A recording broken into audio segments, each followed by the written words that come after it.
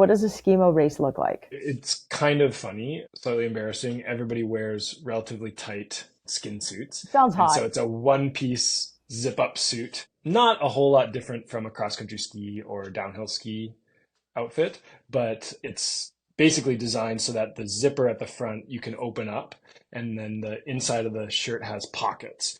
And so the skins that we put on the bottom of our skis, we stuff them in our suit in kind of this kangaroo pocket when we're skiing down. And then you have multiple pairs of them. And so you kind of end up with this like stuffed up shirt that looks a bit silly. But yeah, at a World Cup, yeah, we'd be at the base area of a ski hill. There'd, be the big arch and tents and stuff. And, everybody lines up and kind of works their way through the doping control and the equipment control and all that stuff and gets their bibs and then ends up in the start corral. Usually there's a handful of folks that get kind of priority placement at the front of the corral. And then the rest of the group lines up behind them. It's a mass start. So it's kind of 3, 2, 1, go.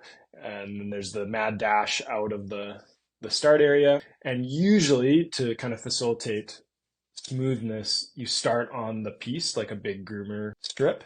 But then at some point, it comes down to a skin track. So just a two ski track, kind of like if you imagine a classic cross country ski track that they've prepared in the mountain. So you're going off piste into powder or crust or whatever the snow is. And then often there's two sets of tracks. So two people can ski side by side. And so the whole field kind of funnels into these skin tracks and has to kind of jog for position.